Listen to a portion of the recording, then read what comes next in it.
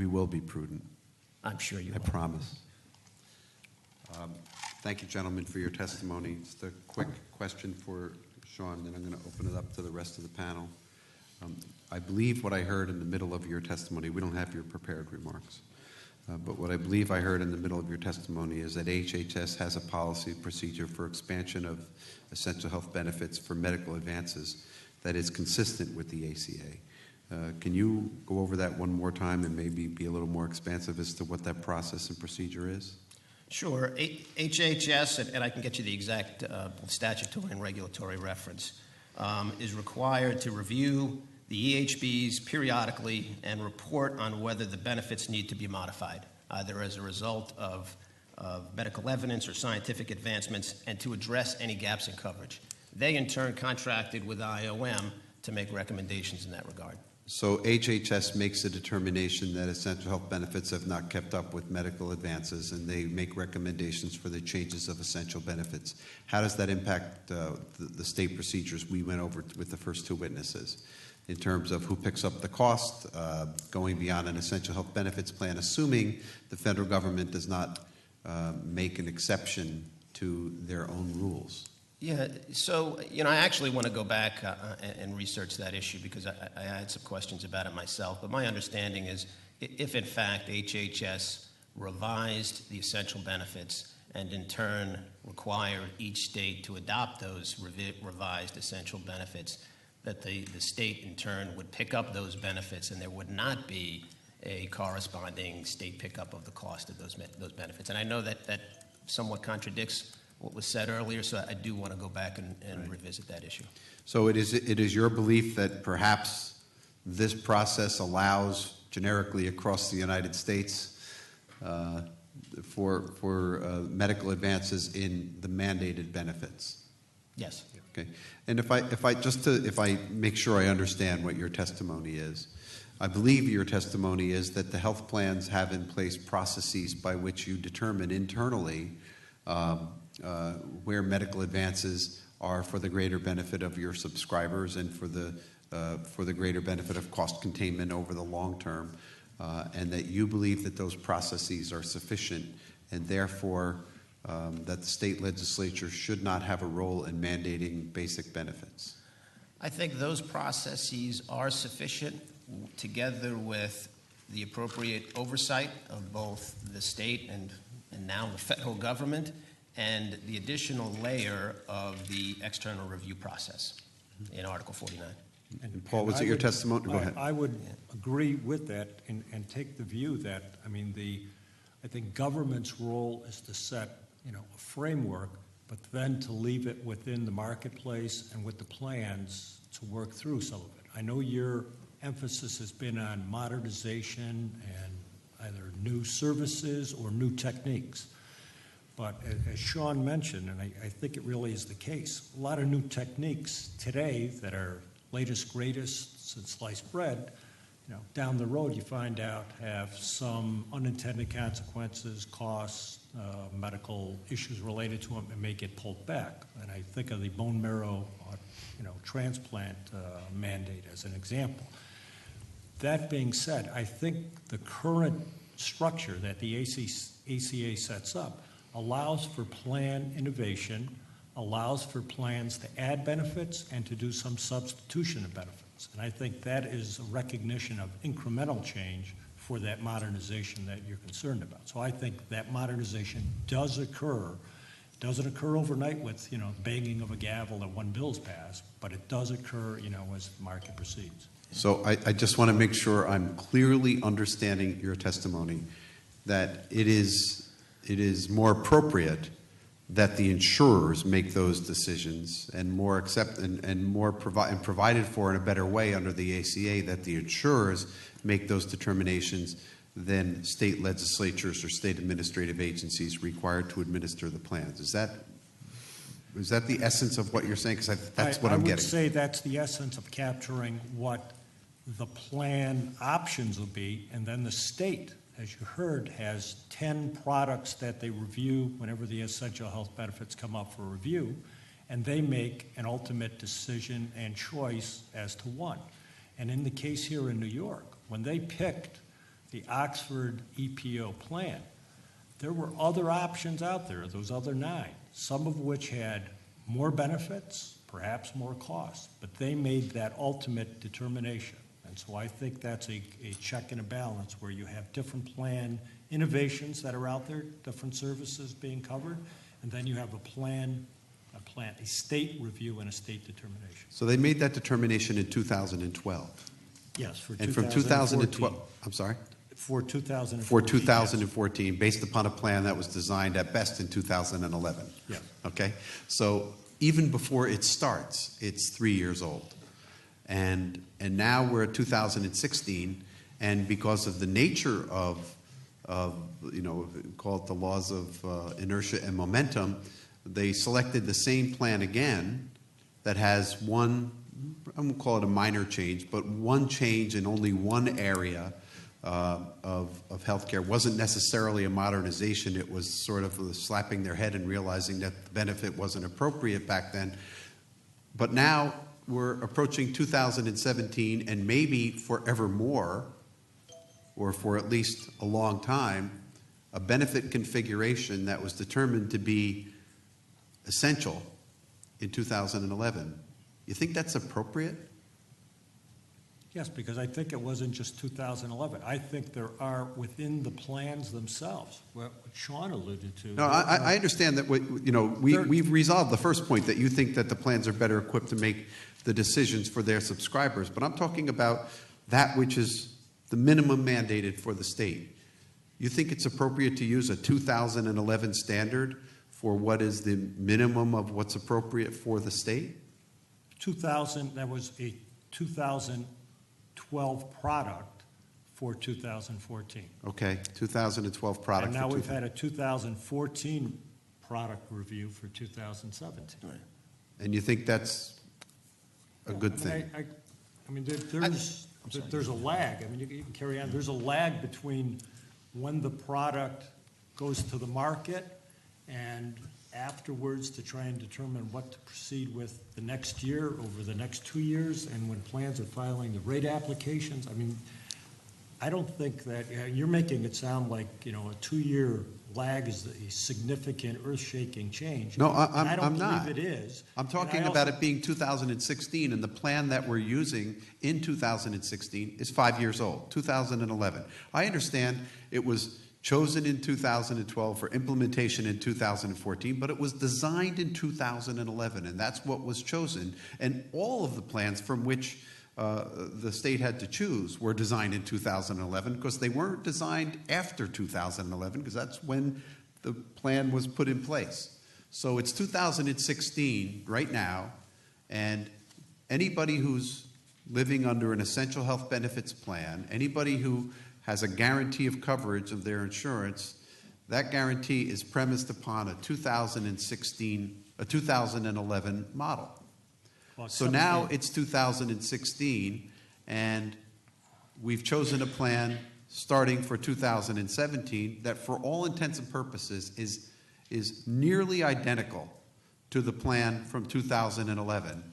And it will be 2017, 18, 19, 20, who knows when there'll be an opportunity to revise it. But we're still dealing with a 2011 plan as the essential benefit plan. And what was put in place was a review commencing in 2017 by a cooperative Congress who supported the Affordable Care Act and who said, we want to make sure there's at least some mechanism, some safety valve to keep it modern. And now there's not a cooperative Congress. And for all I know, for the foreseeable future, there's not going to be a cooperative Congress. And for all intents and purposes, we will be stuck with the 2011 model unless we use the Timothy's Law approach that you testified to, and that is that we enhance the benefits and pay for it with taxpayer dollars. Now, I know my colleague to my physical right now would be very, very happy if general revenues were used to pay for health care across the board, but the last time I checked, that wasn't your position. So I'm just curious about how you see the implementation of the essential health benefits cap in terms of making sure that every New Yorker who gets health care is getting modern health care, not just the ones who subscribe to your plans. And quite honestly, I think it's great that health insurance plans can offer enhanced benefits. I think it can be done under a single payer system, by the way. I did it myself. You can offer enhanced benefits under a single payer system. You could offer enhanced benefits under an Affordable Care Act controlled plan. But what you can't do, unless we figure out a way to make it happen, is to provide certainty to every person who's receiving health care in New York that there's a floor that is modern and appropriate. And by the way, yes, I'm focused on modernization, but there are other things too. As the previous panel testified, the cost analysis is premised on a premium year. And sometimes the savings are not over a premium year. Maybe the savings are over multiple years. But it would appear that there is a block from considering the long-term cost savings in determining something that can pierce the cap, so to speak. So I just want to hear your general view about how this is a good thing, because I don't see it as a good thing. So if I could jump in, I think that the focus on 2011 versus today is somewhat misplaced in the sense that, to the extent that you had a policy today, forgetting the ACA, to a great extent, the benefits themselves would be very similar to those benefits that were in that 2011 policy. Again, going back to the three layers that I discussed earlier, you've got the broad coverage within the ACA of the EHBs, then you've got the benchmark plan. Now, with the exception of anomalies such as the PTOT, or for the example, with respect to last year, the prosthetic devices, by and large, the coverage that was provided under that policy was fairly standard across the board. And the fact that it would not likely have changed, with the exception of additional mandates that might have been added, is reflected in the fact that you look at the other options. You look at the federal employees plan, you look at the state health insurance plan, which were the other options for benchmark. By and large, there were no new benefits added as part of those policies from 2011 to today. So unless you're talking about, again, the real decisions, and you could talk about shades of gray in terms of visit limits and in terms of what's under the hood in terms of the benchmark plan, and again, getting into that third level of the layer of the plans making decisions with oversight by the department as well as the external review process, and then the marketplace. I mean, obviously, if the marketplace, these plans are in the business of insurance. If the marketplace is driving them to additional benefits, they'll provide those additional benefits. There's obviously a corresponding cost to that. If I can interrupt you, except for one little factor, that you have to sell your policies to people, and if an additional benefit raises the price incrementally, that's right. There's corresponding cost, right? and you're competing against plans that are not required to include that benefit, then you are at a competitive disadvantage for doing the right thing. And that doesn't seem like a good universe but that's to not be true. in. If the benefit, as you said, is such a great benefit, it's a public policy that people want, et cetera, they'll find that product with the increased benefit in it and pay for it. They're not going to base up their decision on price. We have no experience in the field where people are picking their health care based on price. And there are a lot of people that are looking for a certain benefit package or mix, and they're out shopping for that as well, even if it comes at a different price too. There are people that like that, but honestly, don't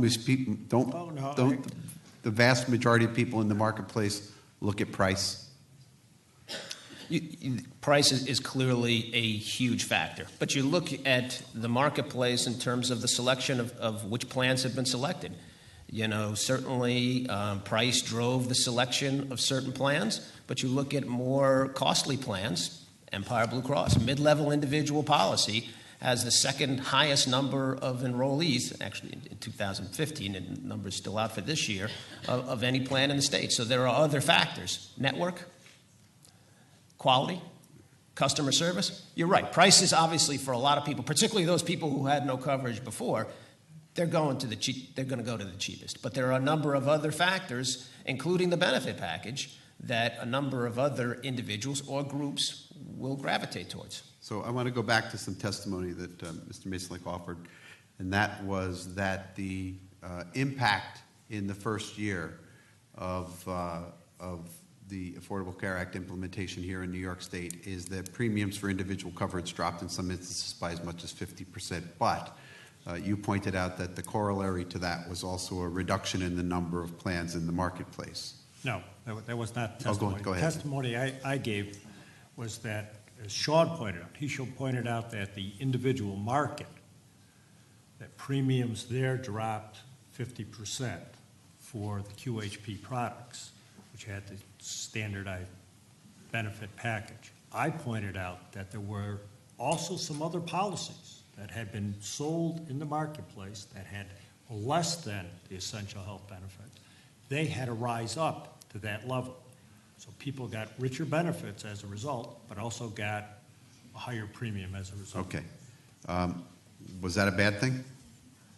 I don't know. That was certainly for some of the constituents, certainly some of the groups. They thought it was not a good thing because they thought they had a policy that fit their needs at a cost that they could afford. So the richer benefits at the higher cost, they didn't really think was a great deal. But you're not representing a plan. You're representing plans, plural. Yes. Plans across the state. I think you have for-profit and not-for-profit plans in your set. Yes. And you have managed care plans and you have indemnity plans in your program. As a matter of what was right for health care in New York from the perspective of all plans, was that a bad thing? That argues to the standardization issue and how much innovation or variance you allow off of standardization. Mm-hmm. And that, is probably a separate discussion, but it goes to an ongoing debate in terms of whether people should be allowed to get the benefits they want and pay for those, or be mandated to buy a set benefit package at whatever that cost is. Mm-hmm. I would say that the proof is in the numbers. Right. I mean, going from policies that were very prescriptive and had 13,000 enrollees statewide to a number of policies with choices whereby people who had no coverage before and purchased coverage to the tune of over 600,000 members is good public policy. Bottom line being, it's better to have coverage than none at all. Thank you. Dick, you want to? Yeah. On the question of whether health plans have an incentive to be updating their benefits, if a newspaper decides that they're going to do a series about which health plans are better, if you have diabetes, and health plan, Zenith Plus reads in the paper that the newspaper says that if you have diabetes, Zenith Plus is really the place to go for your coverage because they treat people with diabetes better than anybody in town. That's horrible news for Zenith Plus's stockholders, because if a whole lot of people with diabetes migrate from Acme to Zenith to get their coverage, that does horrible things to your balance sheet. So how do market forces work to promote an insurance plan doing better by people with serious conditions? Right, good question. I think in a vacuum, you're absolutely right. They're taking on all of the bad risks, which would drive up the cost of coverage.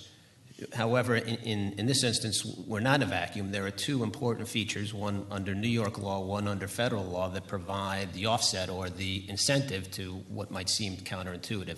One is community rating, and to the extent that the community rating law today provides a balancing out or a socialization of the premium, so as they attract new members who are healthier members, that will offset the impact of the sicker members that are the diabetics in your example. But more significant than that is risk adjustment.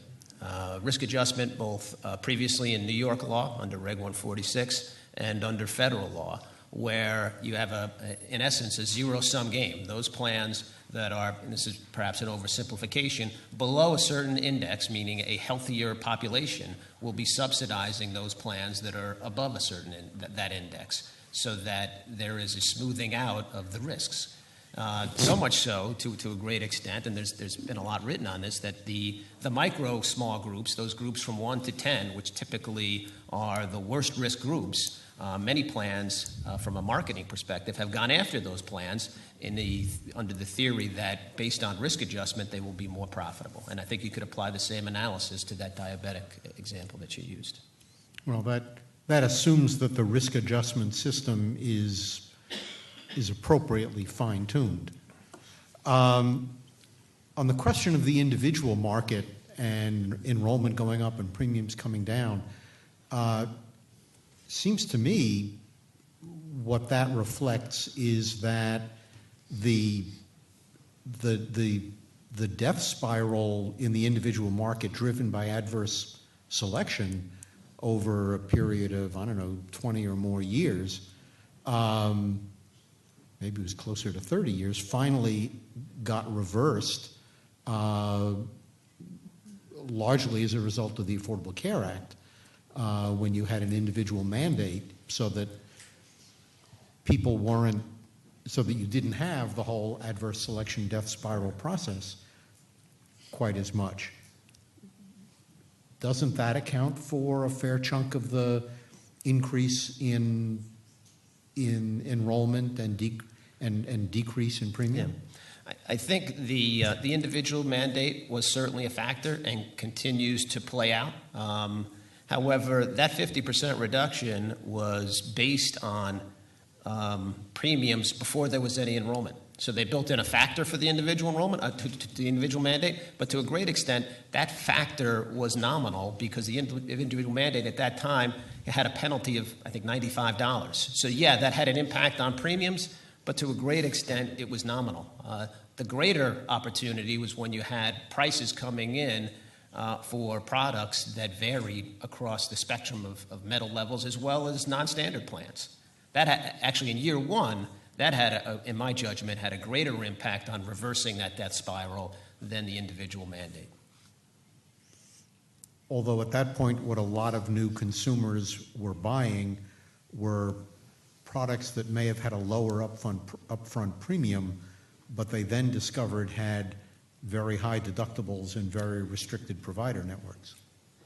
Yeah, the deductibles varied. Certainly the bronze plan has the highest deductible. I'll mention that together with the catastrophic plan, turns out to be the least popular plan across all health plans. And the provider network issue is challenging. Obviously, New York has protections, both in health department regulations in terms of requiring network adequacy, that have likewise just recently, you folks, carried over in the out-of-network law to insurance products. So there's protections, but you're right. I think network adequacy has become a more challenging issue. Mm-hmm. Okay, thank you. Just quickly, on this defrayed cost for putting additional mandates in by the state, you were referring to Timothy's Law where we came back and said, all right, this is going to be expensive, we'll put $130 million in or whatever the amount was, and then that faded away. But under the ACA, there's no requirement that the insurer is going to pick up the additional cost for these mandates, is there? No, that is a key difference, is that this remains a state expense, which goes to, our, ongoing concern about, really how the legislature, goes to evaluate mandates or not. I mean, there is a mandate commission law on the books. A lot of the evaluation that Sean talked about that plans do, we believe, there is a mechanism needed like that at the state level. And there is a law on the books that commission has never been stood up, never been put together. And that did include, requirement to try and bring in some outside consultants with expertise to do some of the evaluations. There was testimony here earlier, and, I can't remember which member raised the issue about, adopting a mandate from a public policy view that, the legislature thinks is a good public policy, but then not wanting to have the state likewise have some skin in the game in terms of paying for that mandate. And that, I think, is something that needs to be likewise, taken into consideration going forward. All of you, as all of us, have seen the bills that clearly have cost implications, and in the sponsor's memo, it says, fiscal implication none, or future savings to come, and, those, I don't think can stand, the light of day. But, going forward, if there was a commission to help evaluate, some of the costs, that would be, I think, worthwhile. I think you'd have to do some work in terms of defining what that test would be. Is it just modernization, or is it efficacy of, the best bang for the buck, something that's going to have safety and quality and cost? But I do think that is something, you need to consider if you intend to proceed with, evaluating state mandates yourself on a go-forward basis. So presumably that would be good, obviously, public policy for the state to do that, so we have a full understanding of what the mandate is, but the cost of the mandate would be. But for the plans, I mean, other than you don't want to sell a policy that's going to be more expensive because of mandates, I mean, that would be the only reason you would be opposed to addition. There's no cost involved with the plans, presumably, unless there's some, I don't know, indirect cost because people will get mad at insurance because their premiums are going up. I mean, there would only, I think, be a nominal administrative cost, really, of the plan. Right. Okay. Thank you. I'm good. Gentlemen, I'm just going to ask you generally, and then I'll let you go on your way. Are you opposed to using the 1332 waiver process to determine how we can enhance benefits? Should we apply to the federal government for that, or should we just leave it alone? Is everything fine just exactly the way it is? Oh, no. My gut is quite frankly, I would be opposed to that. I mean, I think that law was set up for a purpose. There's a lot of support behind the ACA in terms of access and in terms of affordability. And one area that I think that, I don't know if that's a cue, right? It's prayer time. On that note. One area that was That's your answer. I think, widely criticized by both sides of the aisle is bending the cost curve, and certainly placing restrictions on runaway costs of insurance. It can be a good thing. So you would I'm not saying everything is fine today. I think you have to make sure that plans behave responsibly and that the current structure works appropriately. But I don't think, again, you need to focus in. I don't think the proper focus is on 2011 versus today.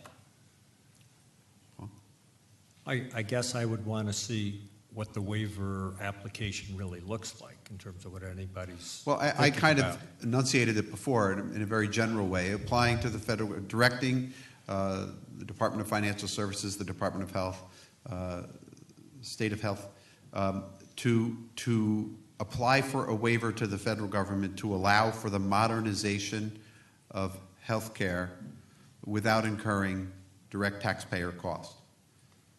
So that I clearly would be opposed to. You would be opposed to it? Sure. After looking at the Timothy Law experience, is what state made a promise to pay for it, and then reneged on the promise. Right. So, do you think that's an inappropriate use of the 1332 waiver?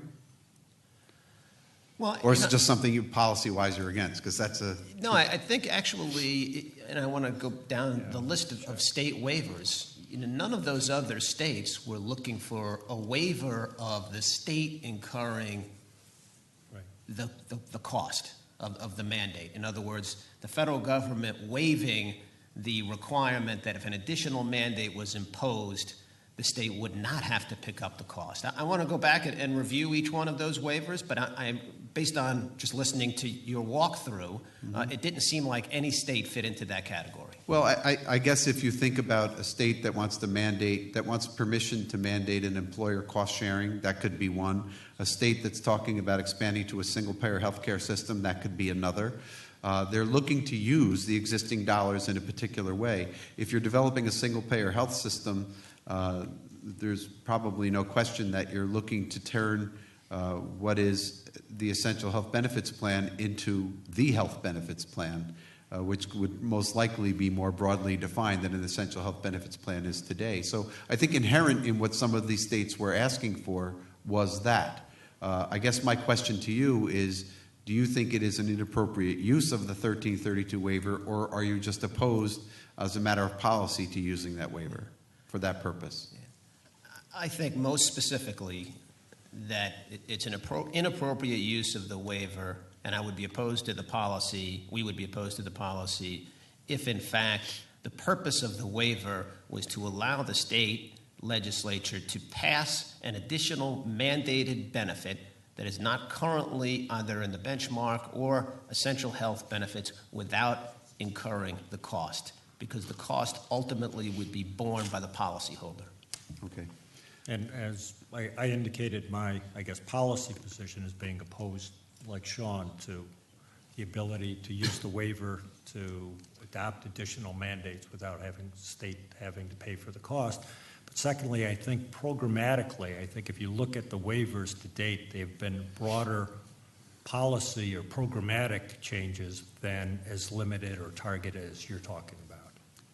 Thank you. I won't put words into your mouth, but I will observe that having the state pay for enhancements is more consistent with my colleague's single-payer plan than it is with the position you take every time you send a memo out on the single-payer plan. So, In one respect, yes, but in another respect, it works as a deterrent. And I think that was the goal, not for it to become, ultimately a single-payer plan. gentlemen, is there anything else you want to add for the record? Nope. Thank you. Well, I will ask you this. If we have additional questions, we would submit to you in writing. Would you be agreeable to submitting a response in a prompt and complete fashion? Yes. Yes. Thank you very much. Thank I appreciate your testimony. Yeah. I think you have a new ally in your single payer. Not quite.